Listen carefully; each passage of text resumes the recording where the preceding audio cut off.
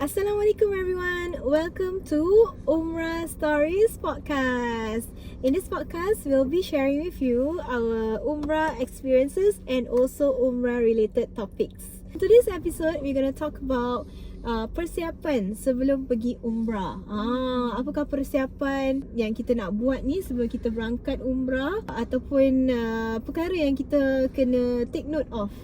Okay, sebelum kita cara macam mempersiapkan diri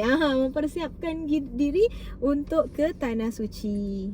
Okey, antara persiapan yang kita perlu lakukan sebelum kita berangkat ke Tanah Suci dari segi jasmani ataupun rohani kan, mungkin topik ni agak personal lah, agak peribadi untuk kita nak bincangkan, tapi rasa agak perlulah kita ketengahkan topik ni sebab this kind of preparation is actually important untuk kita buat sebelum kita berangkat ke Umrah. Betul.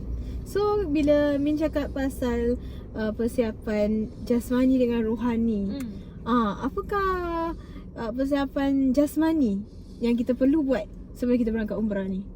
Kalau talking about persiapan jasmani kan, untuk Min pribadi, because for me normally on a daily basis, I bukan orang yang suka pergi gym, atau I bukan orang yang those kind of yang selalu pergi jogging that kind. Bukan. So for me, kalau every time I nak pergi Umrah, start lah 1 month before I akan siap-siap. I akan pergi exercise, I akan pergi jogging, I akan pergi brisk walking, maybe like dalam 1 minggu tu 2-3 kali gitu. So this is 1 month before going to Umrah. Gitu. So because kalau kita pernah cakap kan, kalau yang sa'i je dia punya distance is about 3.2 km. Yes. Belum lagi tawaf. Correct. So you bayangkan dia punya distance tu kan. Jadi for me, my persiapan is I will do long distance brisk walking ataupun jogging just to siapkan myself untuk Umrah. Okay. Itu salah satu persiapan untuk dari segi jasmani. Dan another point also, dari segi jasmani tu kita nak jaga our health, right? Jadi macam kita tak nak elakkan jatuh sakit, kita nak elakkan mungkin kena food poisoning ke, any allergies ke, atau those kind of things. Bagi Min pula, maybe about 1 week before I berangkat pergi Umrah ni Hani, I akan pastikan yang I tak pergi makan kat restoran yang I tak familiar. Mungkin restoran-restoran yang baru atau menu-menu yang baru I tak nak try. I tak try lah for that 1 week. So just to avoid, in case mana tahu ada macam allergies ke kan, rupanya I tak boleh makan certain food, then I just totally avoid. And then another thing is also I akan avoid crowded places. Jadi 1 week before tu normally I dah tak keluar rumah lagi lah. Normally untuk kepentingan unless ada macam keperluan, macam nak pergi kerja ke, atau nak beli barang yang perlu, baru I keluar. Kalau tidak untuk macam biasa-biasa nak pergi shopping ke, nak jumpa kawan ke, I terus avoid at least 1 week before I berangkat Umrah. Macam tu. I see. So untuk jaga kesihatan at the same time. Yes, correct. Takut macam ada kuman ke yang terkena, kita jatuh sakit ke, nauzubillah lah. Correct, nauzubillah. Right. Yes, okay. So and also at the same time, I rasa kita harus minum banyak air at the same time. Yes, jaga kesihatan. Lebihkan minum air, hydrate ourselves. Because dekat sana pun, dekat Tanah Suci pun panas. Jadi bila kita biasakan minum lebih air dekat Singapura, dekat sana pun kita dah terbiasa nanti. Ya, betul. Okay. Lagi satu, lastly is that 2 hari atau 1 hari sebelum berangkat itself, I akan ambil cuti. Okay. I akan ambil cuti so that I can just rest at home. Lagi-lagi kalau macam kita masuk Mekah dulu kan, kan kalau kita masuk Mekah dulu, kita akan buat Umrah dulu immediately. Yes, betul tak? Jadi kita perlukan tenaga lah. Sampai kat sana kita perlukan tenaga yang cukup. Jadi kita rest 1 or 2 days before we berangkat. That's the best lah to me. Tu persiapan, antara persiapan jasmani yang I will do before I berangkat Umrah. Yes. Hani, so kalau untuk Hani pula, dari segi persiapan jasmani Hani macam mana pula? Kalau for me, exercise wise, kalau I pergi kerja tu memang I jalan kaki. Okay lah, jalan kaki, exercise I rasa memang dah terbiasa juga dengan jalan kaki. Tapi for me more towards food. I akan, so for me I macam a bit sensitive of some food, like macam kalau I makan terlalu banyak coklat, nanti I akan rasa heaty, badan rasa panas, ada ulcer, everything. So kalau food itself also, I akan avoid food that is too greasy, macam berminyak ataupun berlemak.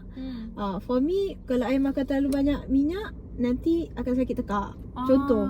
So I will avoid all those food yang I rasa and I tahu not really healthy for me, ataupun it's not allergy yang akan mudaratkan my kesihatan. Yeah, so persiapan jasmani. Kalau untuk persiapan rohani pula, bagi Hani macam mana? Persiapan rohani ni sebenarnya lebih mendalam kalau kita nak cakap pasal rohani, sebab banyak yang kita boleh buat untuk persiapan rohani. Antaranya kalau untuk Hani personally, persiapan rohani ni kita boleh mulakan dengan solat taubat. Kita boleh mulakan dengan beristighfar, dengan selawat, ataupun dengan solat malam. So kalau untuk persiapan, kirakan macam biasanya kalau kita bangun untuk subuh, kita boleh cuba untuk bangun sebelum subuh. Jadi kita boleh biasakan diri untuk solat malam, solat tahajud, all that. Sebab bila kita dekat Mekah Madinah, kita akan pergi masjid untuk solat malam juga. Ataupun kita akan ada sebelum subuh untuk solat jemaah subuh. Correct. So jadi kita biasakan diri dalam solat-solat yang sunat ataupun yang dianjurkan oleh Rasulullah SAW. Ataupun kita pun boleh buat solat Qobliyah Ba'diyah. Untuk ke sana. So bagi yang siapa yang tak biasa lakukan, betul, bagi siapa yang start practice. Correct. So siapa yang tak buat Qobliyah Ba'diyah, it's a good time for us to start to practice. In fact, to start bila you dekat sana, and bila you dah balik pun insyaAllah continue. Macam gitu. And also persiapan rohani ni, kita perlu untuk baca lebih Al-Quran. Baca surah yang lazim, ataupun kita bertadabur Quran, atau mungkin if possible kita belajar untuk mendalami Al-Quran, ataupun betul-betulkan kita punya tajwid and everything. So that one is very essential also. Sebab bila kita dekat Masjid Nabawi ataupun dekat Masjidil Haram, sebelum kita mulakan solat fardu tu, kadang-kadang kita ada ruang atau ada masa untuk kita beribadah, macam mengaji. Bila kita pergi masjid untuk berjamaah tu, kita akan pergi masuk masjid like half an hour to 1 hour before. Okay, this is optional. Ada orang azan baru diorang turun. Tapi untuk Hani personally ataupun lebih dianjurkan is kita datang masjid lebih awal, waktu yang lebih awal, like 1 hour or half an hour. The most the least is half an hour before azan. So dapat masuk dekat dalam masjid, dapat solat berjamaah dekat dalam masjid, and also kita dapat memanfaatkan waktu untuk beribadah macam Hani katakanlah. So waktu tu kita boleh mengisi dengan Al-Quran. And dekat dalam Masjid Nabawi dengan Masjidil Haram tu penuh dengan Al-Quran. Dekat tepi-tepi semua ada Al-Quran yang boleh kita gunakan. So jadi kita boleh lazimkan dululah sebelum kita berangkat. So untuk rohani ni sebenarnya banyak lah. In another perspective is that kita cuba untuk menjadi orang yang lebih positif. Ya betul Hani. Antaranya juga I think yang highlight benda yang kita pandang remeh sebenarnya penting, seperti belajar untuk bersabar, belajar untuk positifkan diri, positifkan thinking kita, jangan ada negative thoughts, selalu bersangka baik kepada orang. Sebab kalau kat sana tu kita akan berhadapan dengan berbagai jenis orang daripada seluruh negara. Betul. Seluruh bumi lah ni, seluruh penduduk bumi. Mungkin kerenah orang yang kita rasa macam tak boleh accept, kita rasa macam kenapa macam gini, tapi padahal pada orang normal. Jadi kita harus belajar memahami, kita harus bersabar. Mungkin kadang-kadang kat sana kalau dah crowded kan, orang akan tolak-tolak kadang-kadang lah kan. Jadi kita punya culture tu kita akan rasa macam kenapa ni, tapi padahal diorang rasa okey. Untuk diorang tak rasa macam macam satu something wrong lah, macam salah. Satu perkara yang salah. Jadi pada kita tu yang mungkin agak terasa. Jadi kita belajar bersabar. Jadi bila kita kena tolak ke apa, kita just relax saja kat situ. Jadi tak adalah sampai timbul rasa marah kat situ kan. Betul. So basically kita jadi orang yang penyabar, orang yang memaafkan orang lain, dan juga menjadi orang yang memahami keadaan orang. Betul. Pendengar yang kat luar sana tu yang mungkin ikut agensi, kalau kita agensi tu akan adakan macam kursus umrah kan.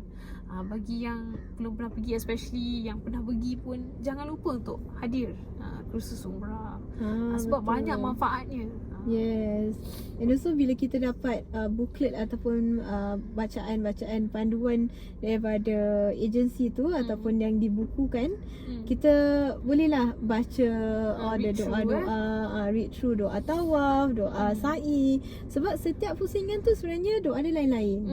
Jadi lebih baik kita dapat tahu meaning juga at the same time. So kita memahami maksud setiap bacaan tu. Lebih kita rasa mendalam lah bila kita buat umrah, tawaf dan sebagainya. Tawaf dan sa'i kita akan rasa lebih lagi feeling lah kira-kira kan. Sebab kita faham maksudnya. Lebih menjiwai. Betul. Selain daripada mungkin persiapan yang macam rohani dan jasmani, antaranya adalah persiapan bagi Min lah. Untuk for me, my habit is I will write down all the doa yang mungkin yang kita ada peribadi, doa mungkin daripada keluarga atau kawan-kawan kan, saudara mara yang kirim doa, ada yang kirim salam pada baginda Rasulullah SAW. Kita tuliskan semua satu-satu. Jadi kat sana kita tak terlupalah, tak tertinggal doa-doa tu kan. Lepas tu also kita kalau boleh lah kita sempatkan untuk jumpa ahli keluarga, minta maaf, you know. Mungkin kita ada tersilap ke apa kan, tersilap kata ke apa, inform diorang yang kita akan bermusafir. Mudah-mudahan mereka mendoakan kita. Okay, another thing Min, I rasa one of the essential also bagi siapa yang belum tahu, kalau orang yang tak tahu solat jenazah tu, pentingnya atau sebaiknya kita belajar solat sunat jenazah. Sebab almost ataupun hampir setiap waktu akan ada solat jenazah setelah waktu solat fardu tu. And also kita kalau boleh tak nak miss lah solat jenazah, sebab pahalanya memang besar kan. Betul. And also very easy actually to solat correct. jenazah. Bagi wanita pula, sebaiknya kita belajar solat Jumaat. Sebab kat sana nanti kita kalau ada kesempatan, bagi wanita boleh solat solat Jumaat dekat Mekah dan Madinah. Ya betul tu Hani. Mungkin solat jenazah tu kita jarang-jarang buat. Jadi mungkin dulu pernah belajar tapi dah lupa kan. Yes, ataupun betul. solat Jumaat tu pun kat Singapore ni kita almost rarely we have that chance. Correct. Almost tak pernah lah nak cakap gitu. It's very exciting actually tu solat Jumaat dekat Mekah Madinah yes, kan. betul. Sebagai perempuan lah, sebagai wanita. Excited kan? Excited. Walaupun diorangnya khutbah in bahasa Arab. Ya, walaupun khutbah diorang in bahasa Arab, tapi kita rasa macam to experience solat Jumaat tu itself macam something new lah. Rare. Something rare yang kita rare kat Singapore memang I think memang tak ada chance lah. Almost tak ada chance. Ya. Betul. Okay, dengan akhir kata kita nak sampaikan, jangan lupa kita banyak berdoa untuk diri sendiri, untuk keluarga, ataupun kita juga doa untuk mutawif kita, doakan untuk jemaah kita, pegawai kita, jadi diorang dapat melaksanakan pekerjaan dengan baik, dengan lancar. Jadi semuanya sihat, InsyaAllah semua juga diberikan kemudahan dan kesihatan untuk melakukan ibadah umrah bersama. Betul. Bagi siapa yang mendengar yang akan berangkat umrah, Hani dan Min mendoakan semoga you dapat umrah yang mabrur, dipermudahkan segala urusan. Dan bagi siapa yang mendengar dah tanam niat untuk pergi tanah suci, semoga Allah panggil you dan juga keluarga menjadi tetamunya, menjadi tetamu Rasulullah SAW as soon as possible, insyaAllah. Jangan lupa kita subscribe video ni, share, like dan juga komen dekat bawah ya. Okay, kita jumpa lagi on our next episode. Semoga bermanfaat episod ni. Take care everyone. Assalamualaikum.